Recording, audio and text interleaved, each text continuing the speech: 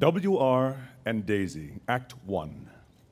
The place, San Simeon, William Randolph Hearst's magnificent Shangri-La on the California coast.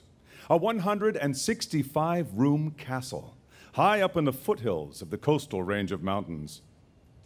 240,000 acres, overlooking 50 miles of Pacific coastline. All once owned by Mr. Hearst. The time. The action takes place between 1915 and 1936 and begins in the present.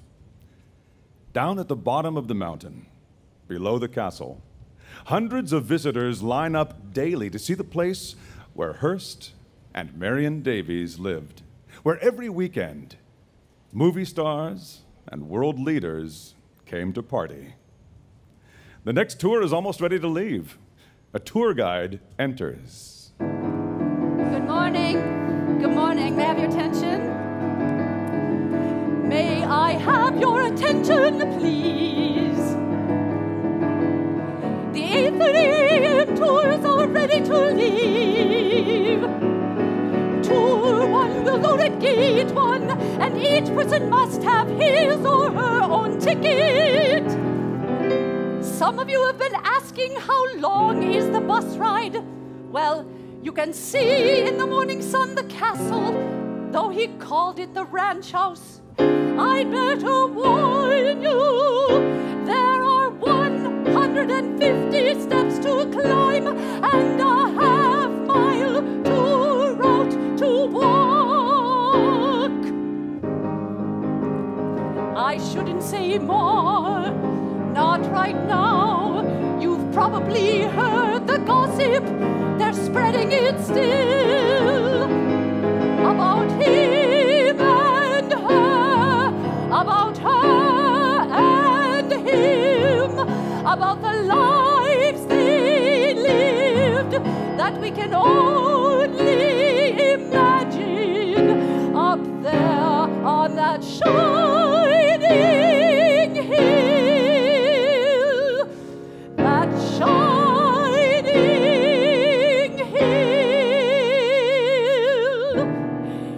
Final call for the 8:30 tours of San Simeon.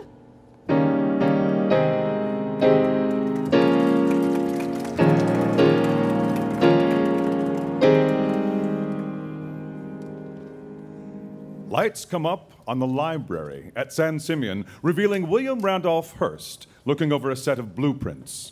At this time, he is in his mid-50s. He is dictating to Joe Willicombe, a former newspaper editor who is now his secretary. Memo to Miss Morgan. I realize I was enthusiastic about your original plans for the dining room. At the time, I thought the 20-foot ceiling would be sufficient. But I've recently acquired a 15th century French Gothic fireplace that will enhance the room beautifully. However, the stone overmantel is rather high. Please raise the ceiling 2 feet. Louella Parsons enters, a reporter and employee of Hearst's. At this time, she is in her mid-20s. Mr. Hearst, W.R. Come in, Miss Parsons. That's all for now, Willicombe. I'll take care of this right away, Chief. We had a meeting. Did we? All right, Louella. Oh, this is all so grand. I had no idea San Simeon was so grand. I mean, I knew it was big, but grand. Aren't I lucky to be me? So influential. I'd say essential. I hope that you'll agree. Aren't I lucky to be me? I'm so tickled to be me, so very healthy, and oh so wealthy. I'm sure that you'll agree. Aren't I lucky to be me? If I want a palace, I buy it from some emperor or handy king. If I find the place is not so spacious, I simply add another wing.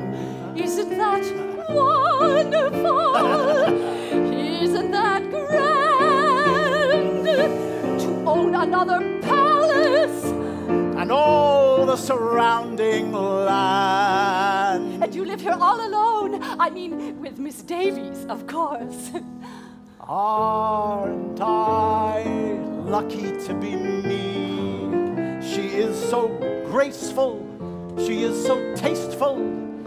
I know that you all agree. I'm so lucky to be me. How did I find such a stately queen? One so beautiful, I sighed. I put her right away on the silver screen. Such pride, so dignified. Freezing my ass off. I'm sorry to hear that. Oh, good morning, Miss Davies. You're sorry, Pops. I still got a cold rear end. Oh. Daisy is in her early 20s. She wears a hussar's uniform and is carrying a script.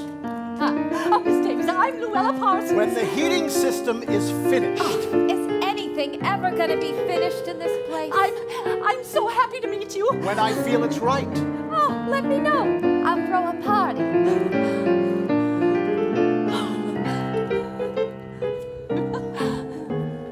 If she wants a movie, I make it. With some director doing what I say. If he can't take it, his contract, I break it. Toss him out without his pay. Isn't that wonderful? Isn't that grand? To make another movie. And do it all at my command. Oh, it's so simple to be me. So very active. And quite attractive. Who better else to be lucky? I say lucky. I say lucky. I say lucky. Aren't I lucky to be me?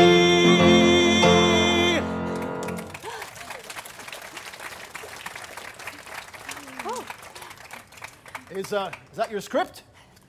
Yes, well, we Well, start if you're shooting next busy. week. If I can ever learn my lines. I guess I'll leave now. We'll go down to the beach house tomorrow. Here, I'll cue you. Oh, no. I'm leaving. I'm on my way to rehearse with Jimmy. Goodbye. WR takes the script away from Daisy. Hey, WR. Scene 178, semi-close-up, Rudolph kissing Princess Natasha. I don't like it. Oh. I don't like all this kissing. Oh, what's wrong with kissing? Germs? It'll hurt your image unless you push him away. Screw my image. I'm playing a character. Nevertheless. Give me that. She grabs the script. Damn it, WR, look what you've done. It's coming apart. You'll find it much improved, Marion. If there's any improving to be done, I'll improve it myself. Of course. Thank you. Of course, Marion, of course. Daisy exits, and he produces the rest of the script that she has dropped and continues crossing out lines as Willicombe enters with newspapers. First editions, Chief. Let me see, Joe. Brutal Teamster pickets assault hapless citizens? A headline like that in our newspaper? Joe, you know that the Examiner is the defender of labor in San Francisco. Of course, Chief, but the other papers are playing it Forget this the way. other papers. The We advertisers must do will what pull... we think is right. The advertisers will pull their ads. So then we'll lose some of the advertising for now. But the working man is the one who buys newspapers. And when this strike is over, guess who will have the circulation?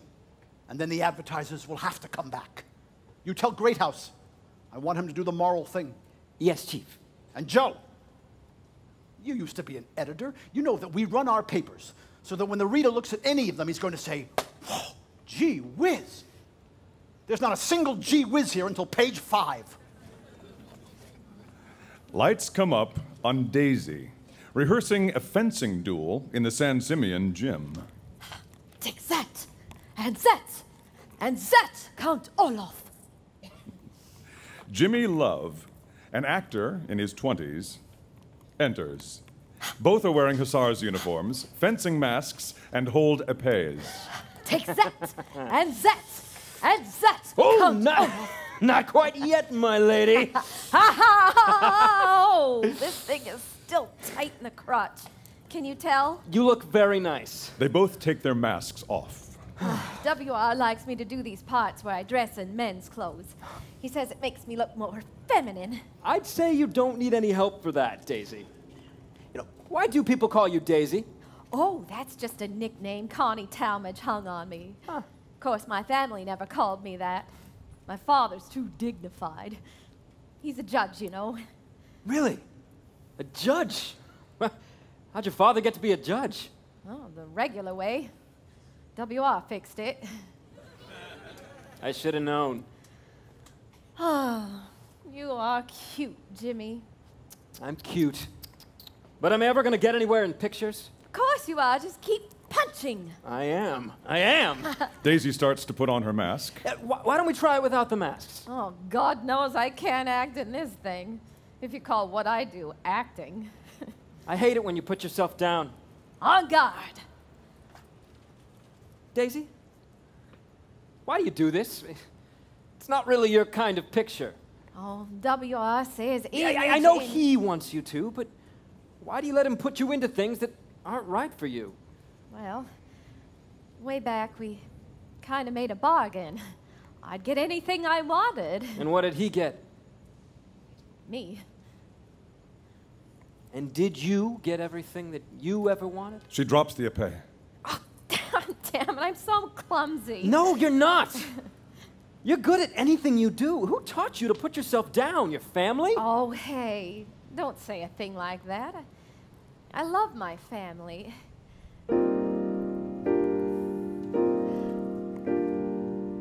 My childhood had its ups and downs. Sometimes I'd clown, sometimes frown. Maybe sometimes I felt bad. Then Papa said, never look sad. Stretch your mouth, corners up.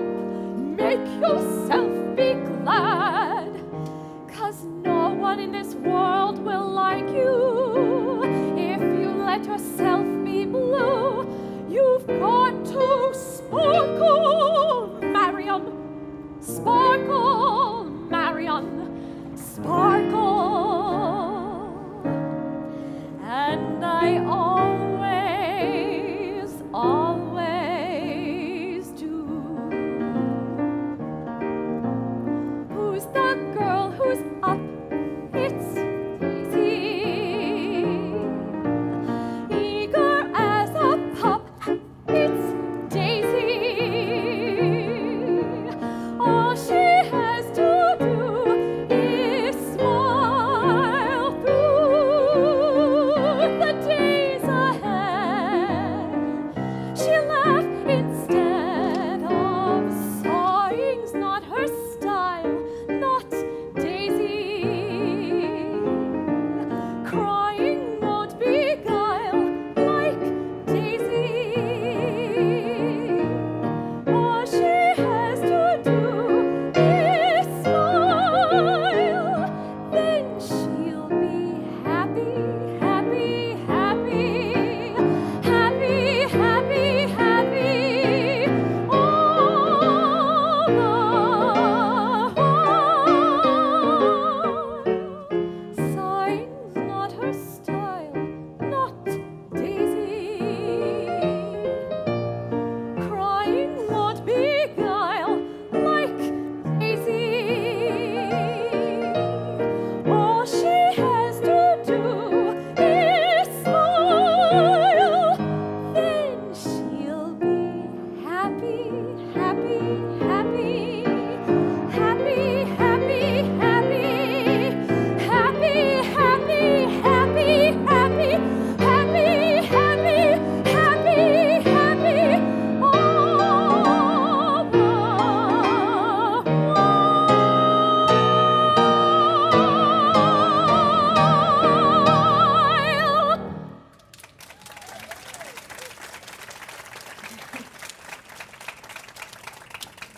Come on, let's get back to work. She picks up the épée. Is it WR who puts you down? Daisy swings around with her épée and nicks Jimmy's cheek. Ow! Oh my God, how awful. Oh, terrible. That could ruin your career. Listen, I'll call the doctor. No, it's okay. Really. Are you sure? Yeah. Well, hey, How about that orange juice now? Daisy takes out a pitcher of orange juice, pours some in the glass, takes a bottle of champagne, and fills it to the top. Well, of course, it's not just orange juice. I don't drink. Oh, why the hell not? I can't handle it. I get really depressed. Oh, poor baby. I've got to go, Daisy. Oh, do you have to? Yeah, I'm sorry. So long. Goodbye, Jimmy. Goodbye, WR. Daisy gathers up her script, looking for the missing pages. What happened to my script? I've been thinking, Marion. After you finish this picture, let's take a little trip on the yacht. A few days down in Mexico. Oh, could we? Could we, Pops? Just you and me? Of course. Oh, Pops. It'll just be the two of us. Yes. And perhaps Hal Roach. And Joe Barham. And Tom Ince, definitely. But business? It'll be a mob scene. Just 14 or 15 close friends. I have some important film business to discuss with Mr. Ince. But hey, you can invite anyone you want. Anyone?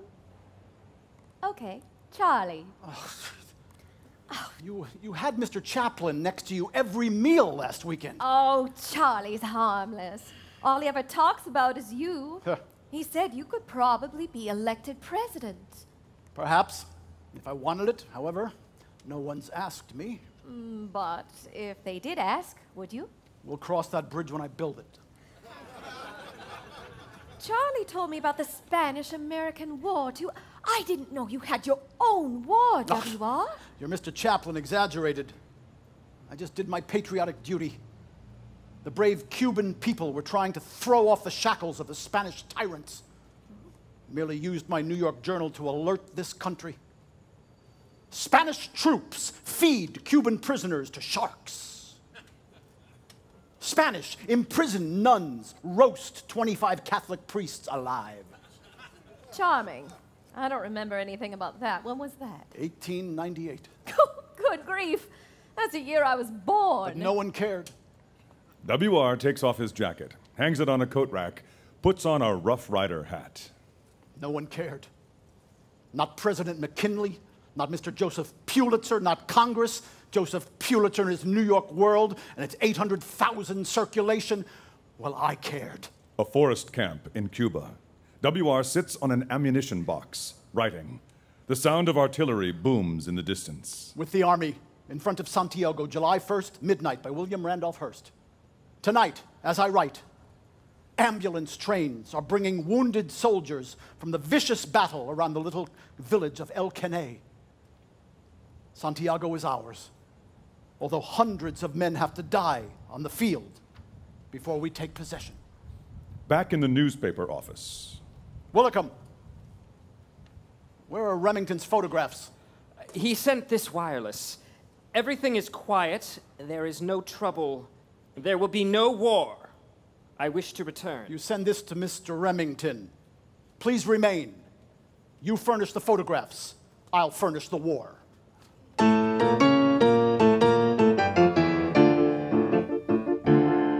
Admiral Dewey didn't ask me, but I told him what to do. You take that battleship of yours and sail it into that zoo. The enemy is deadly. That was his false assumption. I said, by God, sir, you've got to show some gumption. So he sailed that ship called Maine right in. It wore red, white, and blue. And someone promptly blew it up. By George, I wonder who. On this occasion, our saddened nation wept without cessation. But look at our circulation. We do a little this. A little this.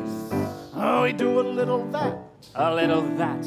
It's the Spanish-American War tango.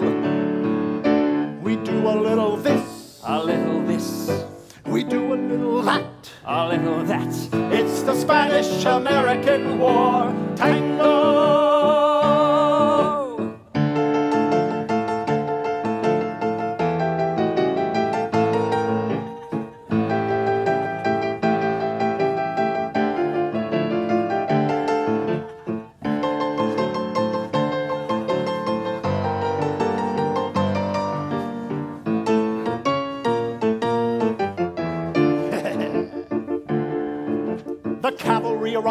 fair, but they were on a lark, led by a clever bully boy who was their patriarch. When I told that would-be soldier that he had to take the fort, not till hell freezes over, that was Teddy's retort. If I hadn't made a deal with him, he'd be hesitating still. But I said I'd make him president if he'd charge up San Juan Hill. On this occasion, our happy nation cheered without cessation. And look at our circulation. We do a little this, A little this, we do a little that. a little that. It's the Spanish-American War tango. We do a little this, A little this, we do a little that. a little that. It's the Spanish-American War tango.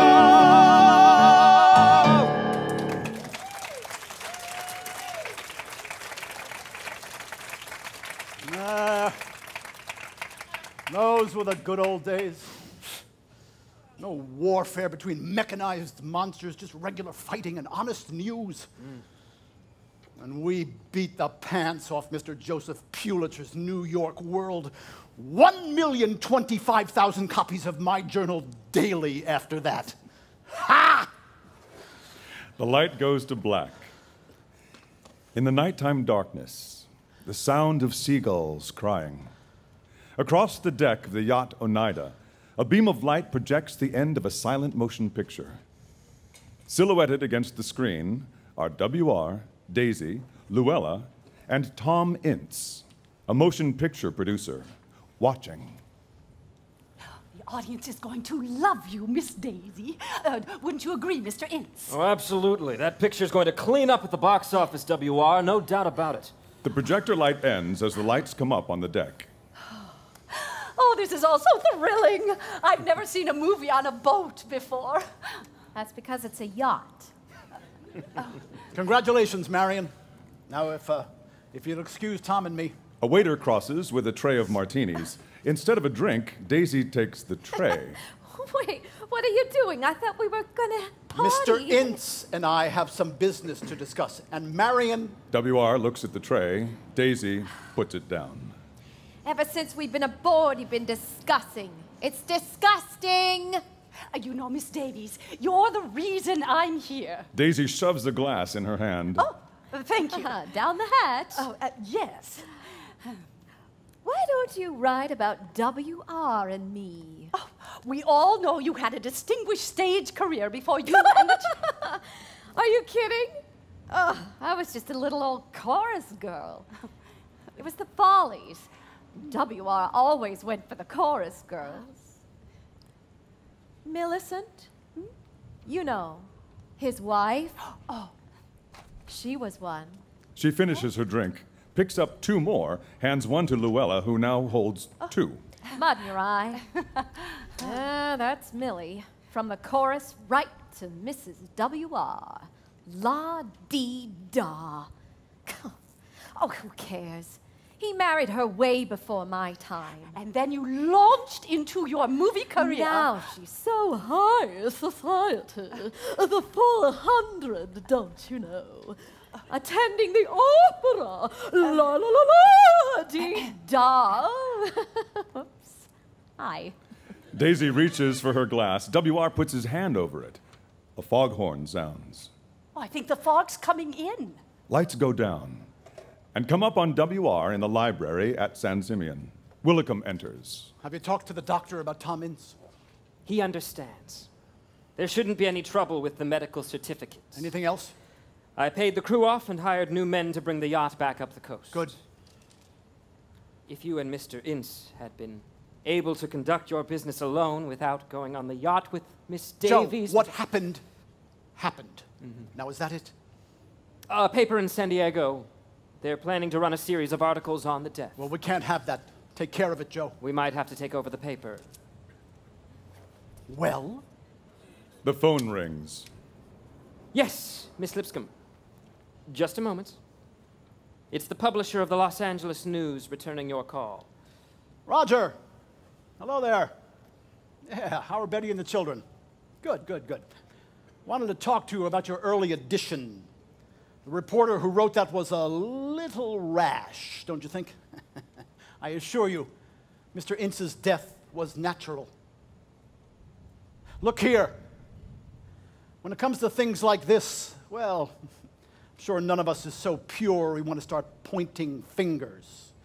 Who knows where that might lead, hmm? I knew we'd be in agreement. And Roger, give the family my very best. Lights down on WR.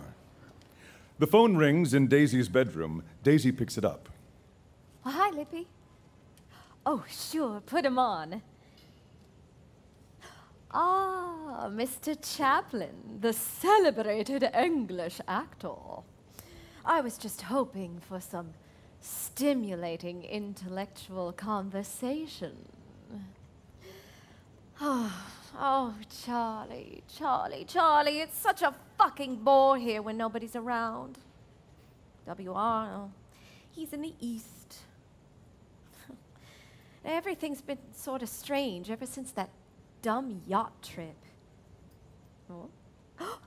Oh, you naughty thing. Oh, no. I'll just stay up here and all by myself, warm myself by the fire. Oh. Why, Charlie, what a thing to say. Brigid, Daisy's maid, knocks and enters to straighten the bed. Oh, help me out of this thing, will you, Bridge? A foghorn sounds. I wish they'd stop that! Oh, the fog's coming up the hill. Is there anything else? No. Yes. I lost one of my earrings, the rubies. Take a look for me, will you? I don't usually lose things, especially when they mean something to me. Come to think of it, I lost the first thing WR ever gave me. It was the first time I met WR. At a speakeasy in New York. There was a war on. Lights go down on the bedroom, then up on a speakeasy. WR is talking with a group of well-dressed people. Daisy enters. He sees her and never takes his eyes off her again. Angie, a young man in a World War I British Army uniform, crosses to Daisy. They dance. Angie asks if he can see her again. Excuse me, young man. Young man! Angie leaves. May I say good night? Sure, but have we said hello yet? No, but I've seen you here before. Oh. May I shake your hand? Daisy opens her hand to reveal a glittering diamond wristwatch. Well, he isn't exactly a barrel of laughs, but he sure does know how to make an impression. Lights come up on WR at his desk. Daisy enters. The watch you gave me last week? I lost it. I'm sorry. I pay you. No, that's all back right. somehow. It's all right. I'll get you another.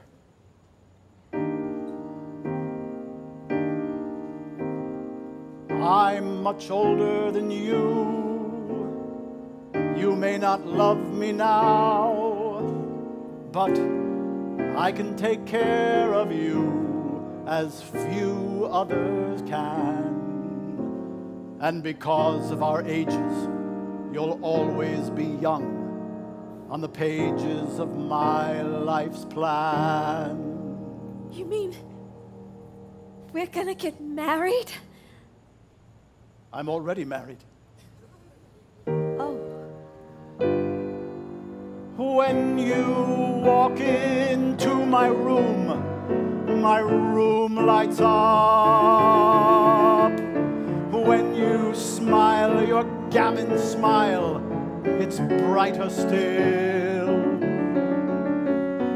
I see your wide-eyed look, hear your delight delightful voice, and I'm suddenly so alive, suddenly so alive, simply because you'll never grow old to me. When I see your youthful bloom, my heart lights up. When you tease me in your style, I feel a thrill. You read me like a book, and I am still your choice, and I'm suddenly so alive, suddenly so alive, simply because you'll never grow old to me.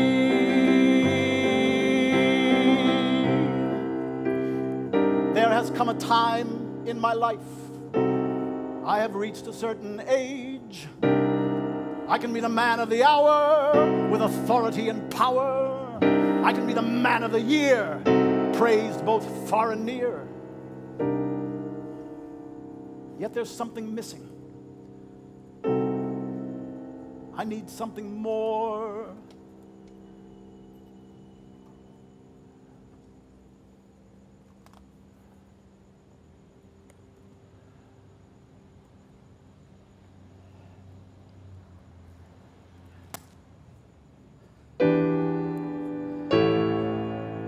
When you walk into my room lights up. Then you smile, your gammon smile, it's brighter still. You read me like a book, and I am still your choice, and I'm suddenly so alive, suddenly so alive, simply because you'll never grow old to me.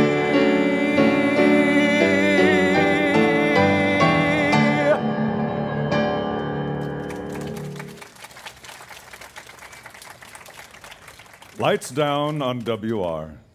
Come up on Daisy's bedroom. Daisy is still at the dressing table. Brigid is still searching for the earring. WR was 50 then. I was 15. Gosh, I was still in school at that age. I never cared about school. I always wanted to sing and dance. And your parents let you. Let me. Where else could a dumb kid like me meet rich men? Here's the earring, miss. Oh, thanks, Bridge. Good night. Daisy lies down on the bed. The foghorn sounds. Lights go down on the bedroom. We're on the yacht in Daisy's dream. A light picks up Louella as before. She still holds the 2 martinis. I think the fog's coming in. Daisy is reaching for the martini. WR has his hand over the glass as before. It was a joke.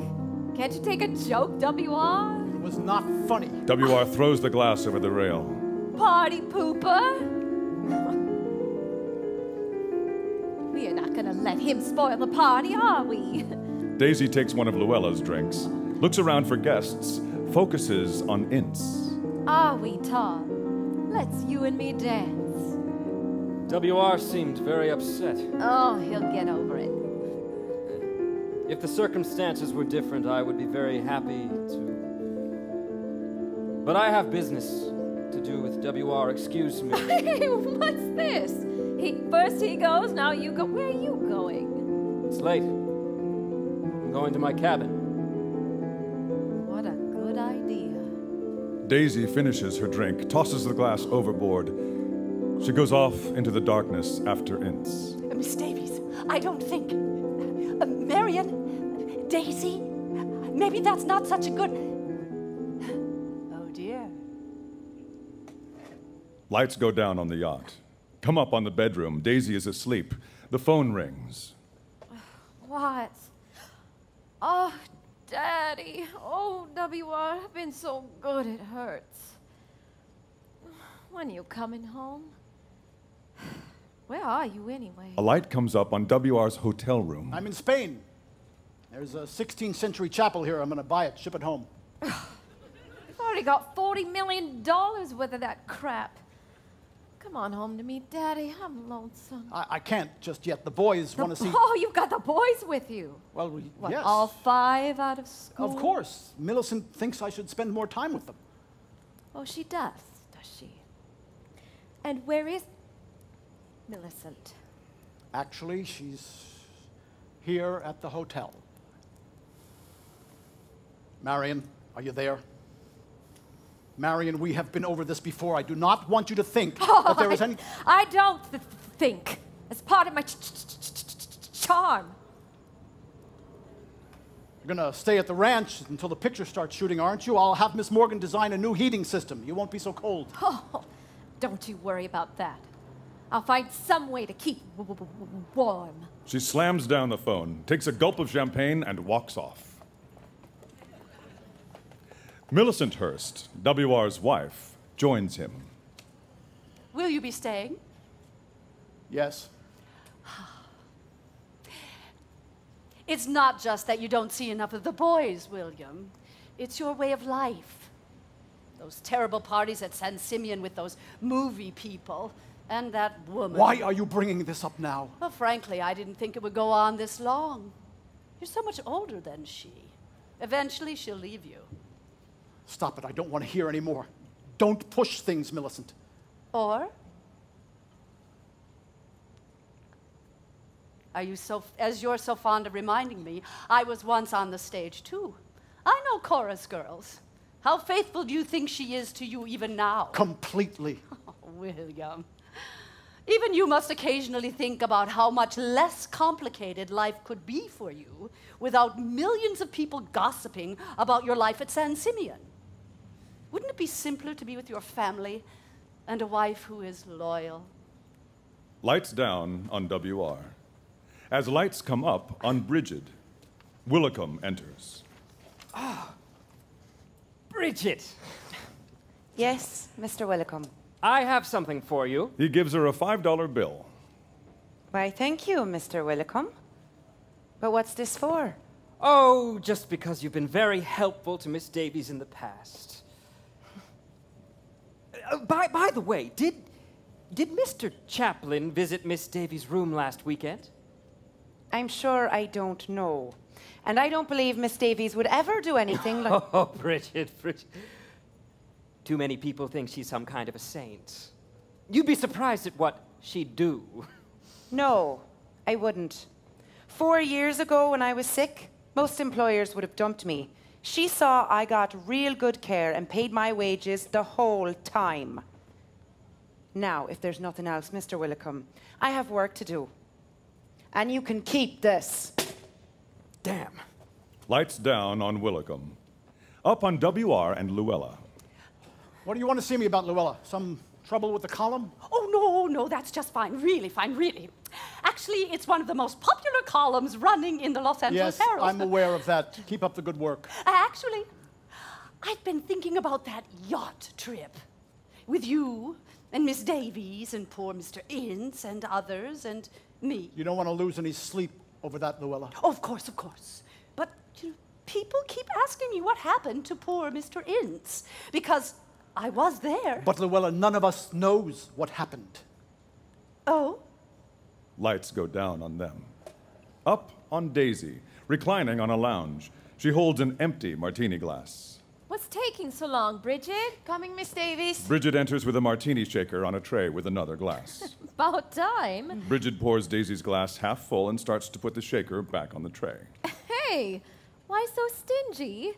Sorry, ma'am. She pours to the top of the glass as Constance Talmadge, a movie star and Daisy's best friend, enters. Looks like we're having a liquid lunch. Connie, at last. Oh, don't worry, Bridge. I've got it. She pours herself a martini.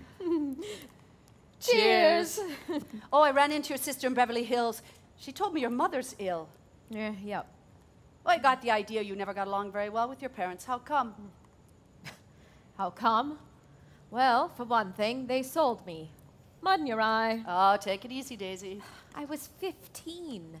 I know, but look at the sunny side. You've had a great life with WR. Don't you think I know that? Maybe your family just wanted the best for you. He bought houses in Beverly Hills for them. Then he bought me. The lights go down. Then, up on WR at his desk, Willicombe is taking notes. Joe, I've decided I want to start running Miss Parsons' columns in all of our papers. Louella? Well, I suppose she is becoming popular. Perhaps give her a 15-minute program of her own on our radio stations. You know, call it something like Seeing Stars. It's only a gossip column, Chief. Wouldn't you like to wait and see no, if... that's not necessary. And with all of this, she'll need a raise.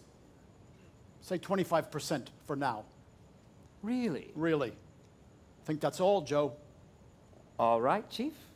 Oh, Joe, one more thing. I'd like to run a story in all of our papers on Joseph Kennedy. His good works, his humanity, you know the sort of thing. Kennedy? What good works? I'm sure there was something. Besides, he's on the National Committee. He'll have a good deal to say about the next nominee for president. Never hurts to be nice to people, Joe. You have me followed? You bastard! And it seems I was right to do so. Oh, no, you don't have any rights. Not with me. We're not married, remember? He takes a paper from his inside pocket and reads. Subject chauffeured. You won't let me have a baby, remember? Subject chauffeured to Ocean Park amusement pier with companion. Rode roller coaster many times, refused to get off. I was having fun, you shithead. Subject and companion drove to Trocadero nightclub, left at 2 a.m., bought parking attendant's uniform, directed traffic on Sunset Boulevard until police came. You wouldn't know what fun is if it hit you in the ass. With that ass, how could it miss? I will not have this. You never had me followed before. Yes, well, Willicombe thought it was a good idea. Oh, Willicombe! I might have known. Subject and companion drove to companion's house in Beverly Hills. Subject left at 5 a.m. What do you want from me? A confession? All right, I confess. Subject and companion went to companion's home. Subject and companion ate caviar and drank champagne. Then Marion! Subject and companion went to the... Don't ruin everything. He takes a jeweler's box from his pocket and hands it to her. She opens the box and takes out a ring. An emerald. I understand it's a rather good one, but you know, if you don't want it. No, it's all right. It's all right. What did you give Millicent? I didn't give her anything. But when she realized I was coming back to you, she went to Tiffany's and bought a necklace of perfectly matched pearls for $100,000. Told them to send the bill to her husband's office. You old poop. You buy your way out of everything. Only when it's worth it. The phone rings. See you later? Sure will. WR picks up the phone. Yes, Walter. How are things at the paper? Yeah, I saw the piece you ran on Governor Cox and the corruption in his administration. You didn't dig hard enough. I'm sure there's a rather nasty scandal there if you just go after it. I said find the story, Walter. I want to see it on page 1. Excuse me, Chief, I don't understand. We supported Cox when he ran for governor. I know, but people are starting to talk about him as a potential nominee for president. But this could ruin him. Yes, Joe, I expect it could. Lights down on them. Then come up on a stage at MGM. Daisy is shooting Show People, a silent picture. King Vidor is directing from a crane. Listen, King, I've got this idea for a really funny bit.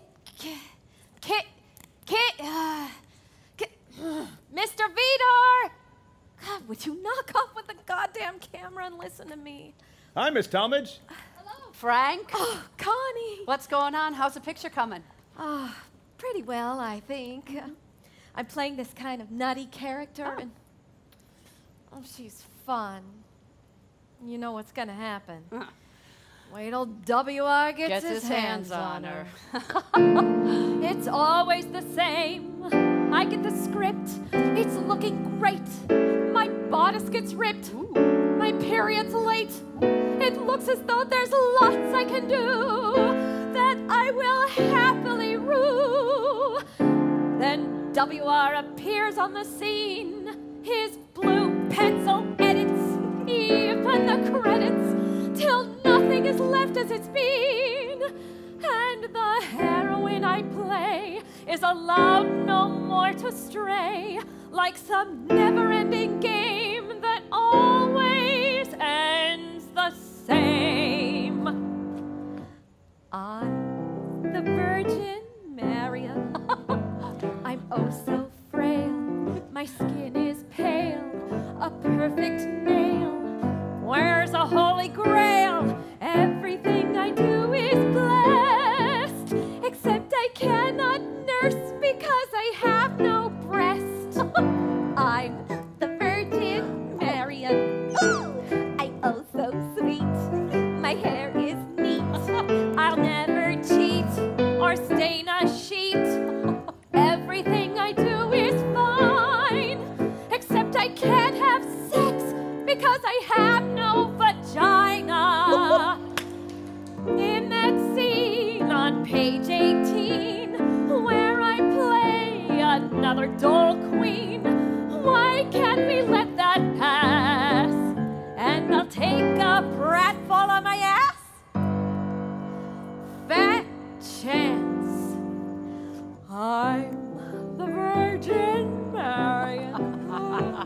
My figure's slight, the perfect height, no overbite.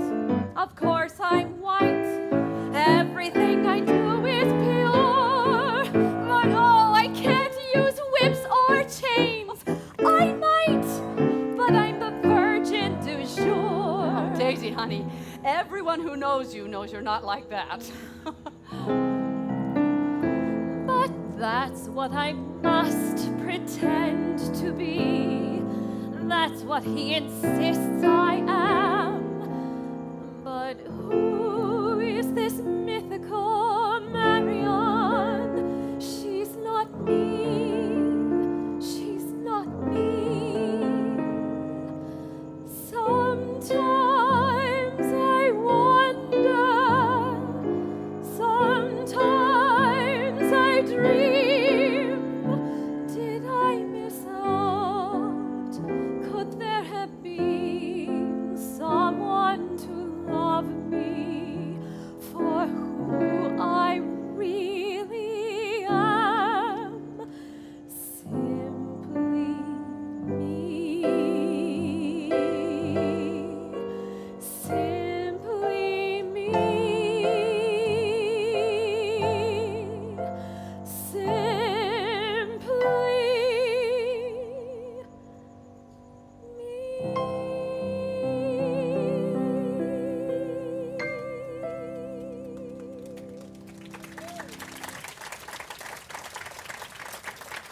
Miss Davies, we're ready for you. Oh, finally! I gotta go. Daisy, take it easy. You work yourself to exhaustion on these things. Don't worry about me. Besides, it's worth it. Okay, I'm here, and Jimmy, you know where Jimmy go? Oh, Jimmy, come on. King, we've got to get this scene done before WR shows up. You know he's gonna make changes. Oh, okay. I'm still hoity-toity, like my new highfalutin friends. Well, Jimmy's got to do something to bring me down. And You're ravishing. will you stop kidding around? Now, who's kidding? I think a little ravishment would help this scene. Oh, and I suppose you're just the person to do that? I've heard about the goings-on in Coldwater Canyon. You know, you're welcome to join the orgy at any time. You know, it's just so far to drive just for an orgy. Oh, hey, Peter. Okay, now listen. I'm being hoity-toity, and that's when Jimmy hits me. Right in the kisser.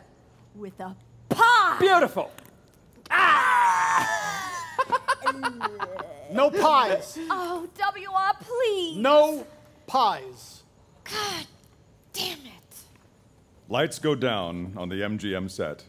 Come up on WR at his desk in San Simeon. He's talking into a dictaphone. Memo to King Vidor. I just saw a rough cut of show people. I'm very pleased. Putting Miss Davies in gingham, for instance, helped project her quality of virtuous innocence. So you see, and I don't mean to belabor the point, King, I was right. Willicombe enters. Chief, I just got a call from Miss Parsons. She said it's serious this time. Daisy enters with a list.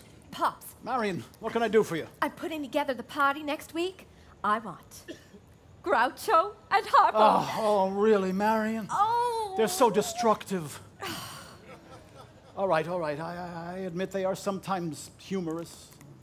Last week, I shot an elephant in my pajamas. How he got into my pajamas, I'll never know. You know, Marion, something quite interesting just happened. You know how I feel about politics. Yesterday, I talked to some people in New York, people who aren't too happy with Al Smith. His nomination for president could still be blocked if the right man stepped forward. I wonder who that could be. Of course, with Tammany in his pocket, Smith has most of the old regulars locked up. Oh, so what? High time they realized what a great president Pops would make. Yes. And what the right man could do in that office. Of course, if this doesn't work out, I might have to become a Republican. Oh, poor baby. Now, Miss Parsons, she says someone's asking questions. There's a book being written about what happened. how bad is it? Apparently, it's a rehash of some of those articles about Ince's death that we couldn't stop. They're hinting that you had something to do with I know it. what they said. Can we stop it? I'm trying. God, won't they ever quit? A damned yacht trip. Lights down. There was a party every weekend at San Simeon. Greta Garbo, Gloria Swanson, Clark Gable, Carol Lombard, all the movie stars came. Famous writers and world figures. George Bernard Shaw, Winston Churchill would attend. A private train would bring them up the coast to San Simeon for the weekend. And Daisy was the hostess. A party is going on now. There is laughter, drinking. A man talks to Daisy and then goes off. And Cal, there's gonna be some great chow later. You're calling President Coolidge Cal? Well, sure, why not? I don't think I ever saw him smile before. Marion, did you do something to the fruit punch? Oh, I just added more fruit. Apricot brandy and champagne. Oh. Apricots are fruit. Champagne is made from grapes. You admit grapes are fruit, don't you? Hey, I've got to talk to Connie. Let's duck in the can and chew the fat. Marion! Oh, for Pete's sake, WR. Connie and I just going to the John. Can't a girl pee around here anymore? Daisy and Connie go into the powder room. Daisy takes the lid off the tank of the John. This is the one room WR never comes into. It just drives him buggy when I come in here, and he knows I'm gossiping. Daisy reaches into the tank, takes out a bottle of champagne and 2 glasses, expertly untwists the wire over the cork. What are you doing? Just getting us some refreshments, of course. Connie looks into the tank. Oh, good God, you've even got ice in there. Daisy pops the cork and hands Connie a drink.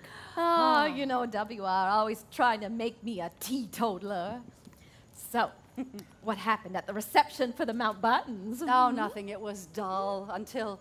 Oh, no, it was nothing. What? Come on, what happened? Oh, someone started wondering all over again how Tom Ince died. Are they still gassing about that? He just got indigestion in the middle of the night and died. That's all. What's to talk about? Beats me, but somebody started out. Why there wasn't an autopsy. Well, his wife wanted him cremated right away. That's what they told me. What else? Oh, you know all those stories. Or he got sick on the boat, or he died on the boat, or was it 2 days later, and the rumors about WR and a bullet hole in the body. Stop it! I'm sorry. WR never shot Tom Ince. I'm sorry. Oh, it's okay. It's just that I've been dreaming about it. Scares me. Oh, hey, forget it. How's it going with you and Thalberg? I'm afraid it's over, like always. Oh, what happened? Norma Shearer got her mitts on him. That tramp! Oh, Connie, I'm sorry. Lights go down on the powder room. In the big assembly room, the party is gathering steam as Louella, draining her martini, goes up to WR. It's such a lovely party, except, if I may say, for one thing. And what would that be, Louella? Well, if anyone knows the stars, I do. And confidentially, some of them drink too much. You've noticed that too. She takes another martini from a passing tray. But the elk that Gable shot had antlers that were that wide. Oh my gosh, my God. Oh, what can I do? What can I do? Well, certainly not what you're doing. Oh, Miss Parsons, I am really, really, really sorry. Oh, wait. You're Jimmy Love, aren't you? You may approach. I was having a conversation with Louis B. recently, Mayor. And your name came up. Mr. Mayor said to me, Lolly, keep your eye on that boy. He's a comer. I may do a column. My secretary will be in touch. Hello, good fortune. Please stay. Hello, sweet good fortune. Come and smile on me. Dance with me. We could be such friends. Good fortune, smile away. Good fortune, please stay. I'm gonna be a star! She just said I'm gonna be You're out of your mind! You should spill drinks on people more often. I can't believe that just happened. Connie crosses to the pianist and makes a request.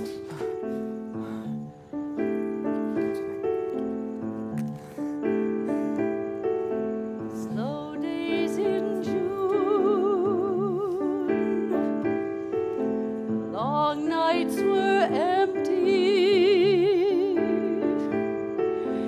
All my balloons had been pinned. He came along, riding on the wind. He kissed me hard, and there went my senses. Soon all my sins had been sinned. He came along, riding on the wind. He was life, he was love, he was joy, he was more, he was all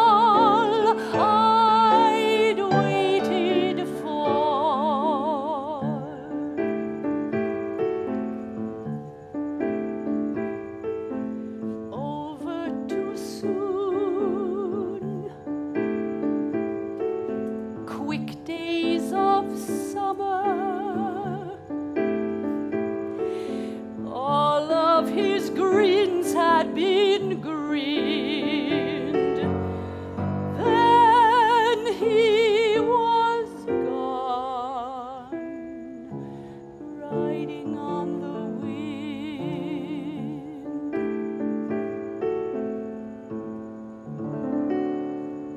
Riding on the wind.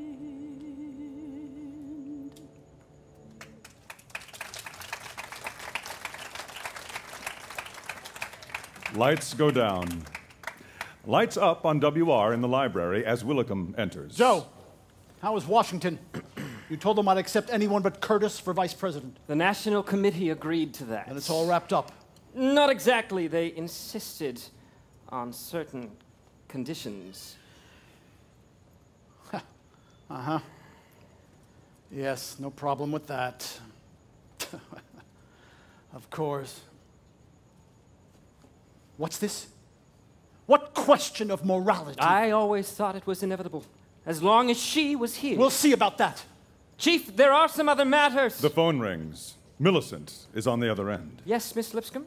Put her on. William? This is Joe, Mrs. Hearst. The chief just stepped out. That's all right. I wanted to talk to you. Has he made a decision? Is he going to... I don't know.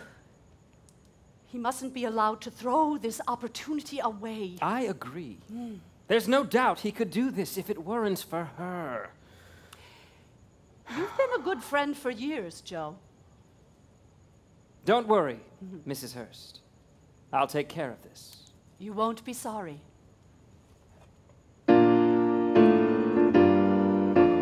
He could have been great.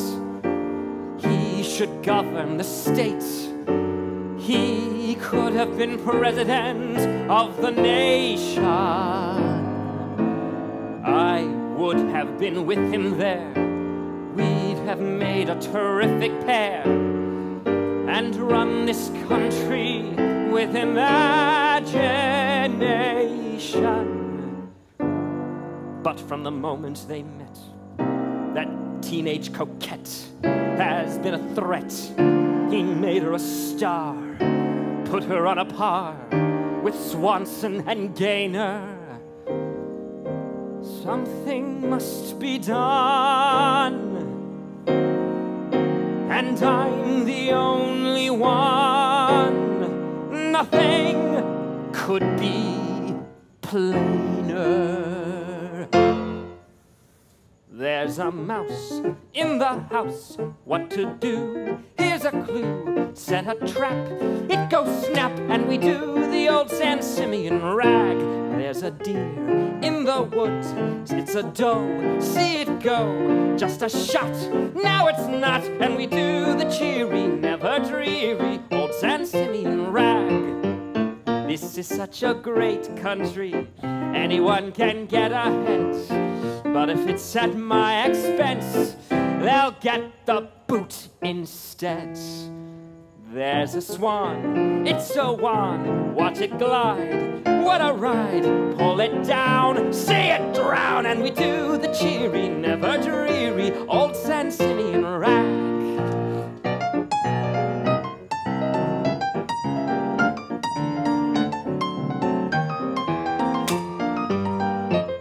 Jesus cute and sweet as a caramel treat.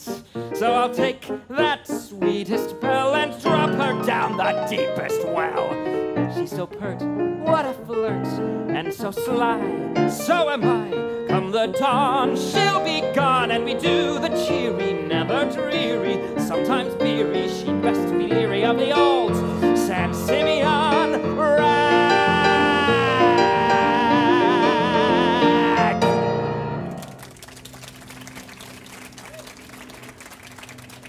Lights down. Then up on Daisy's bedroom. Daisy enters, throws herself across the bed and falls asleep. The foghorn sounds. In Daisy's dream, we hear the muffled voices of WR and Ince. We can't make out the words at first, but WR is deliberate, cold, Ince animated, defensive. Daisy moves restlessly, turns in her sleep. As she dreams, a bright light covers the wall behind her. Larger-than-life shadows of WR and Ince fill the wall. Many words still indistinct, but voices are louder, closer. Strictly business. You, a guest on my abusing. I didn't! Swear! Daisy in her dream rises from the bed and staggers towards the shadows at an exaggerated dreamlike pace. My trusted partner Didn't! Anything! took advantage. Daisy's shadow fills the wall as she reels drunkenly. It was! A gunshot. Lights on the wall black out. The real Daisy awakens suddenly. Lights go down on her bedroom. Come up on a terrace at San Simeon. Brigid enters with a tray, arranges breakfast for one. Good morning, miss. Right. Daisy sits down and gulps coffee. Ah, it's a beautiful morning, isn't it? Willicombe enters with a newspaper. Good morning, sir. Can I get you something? Mind if I join you? He sits and reads the paper. There's something interesting in here about the possibility the chief will be nominated. Of course he will. I think so too. That's why I'm worried about you. Oh, sure. Since when? Oh, I thought you'd be sorry about the chief running. Why should I be? He'll make a great president. But Miss Davies, you've got to think about what you'll do. What's that supposed to mean? What I always do. They throw parties in the White House, don't they? All the time. But there they like wives to give them. Willicombe leaves the paper. Daisy throws it after him.